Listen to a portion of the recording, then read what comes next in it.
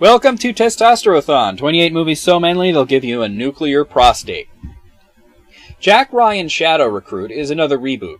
It's also another origin story for Jack Ryan and his future wife, Kathy. Yes, this is the third time they are rebooting the story, with the fourth actor to play Ryan, and the second time in a row that they're taking him back to the beginning of his career.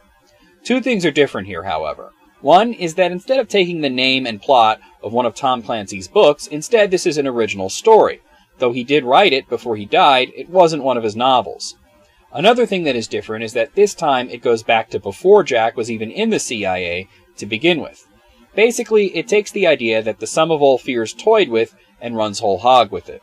Jack, played by Chris Pine this time, starts off as a college student studying abroad in the UK, but after the 9/11 attacks, he abandons his doctorate and joins the Marines, though on a mission his helicopter is shot down. He heroically saves his comrades, but suffers a debilitating back injury, taking him out of action for good. He's approached by Thomas Harper, played by Kevin Costner, who recruits him into the CIA as an analyst after sending him back to school to finish his doctorate. He's not allowed to tell anyone he's with the CIA, which causes some tension with his love interest Kathy, played by Keira Knightley, who is also the physical therapist who helped him recover from his back injury.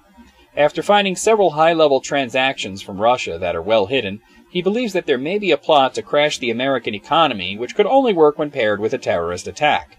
Despite not wanting to do any field work, he is sent to Russia to investigate, though he immediately is almost assassinated, which basically has him immediately forced into field agent status.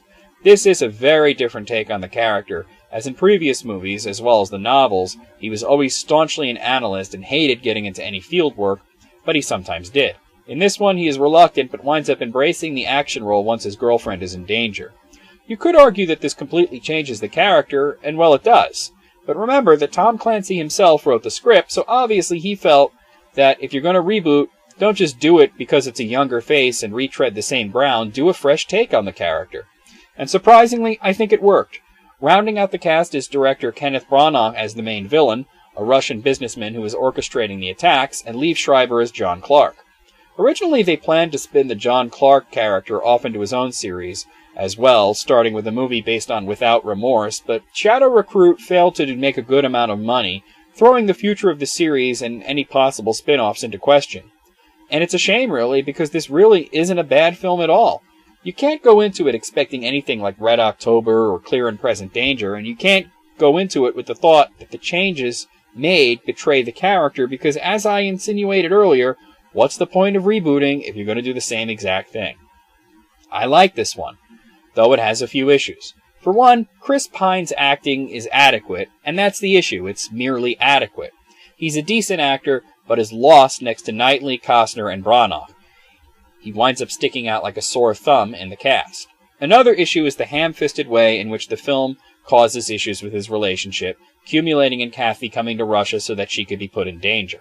That being said, I think this film handled the early relationship stuff a lot better than the previous film, and the plot, even though it's once again yada-yada tensions with the Russian people, this time at least isn't another Cold War retread, and instead deals with an individual man who would have done nearly as much damage to his own country as he would have to the United States. So, it's a bit of a breath of fresh air. Like I said, it was a shame more people didn't see this one, as while it's not perfect, I think it was a pretty solid film, and Chris Pine could have grown into the role eventually, and I would have liked to have seen Costner and Schreiber go on to Without Remorse.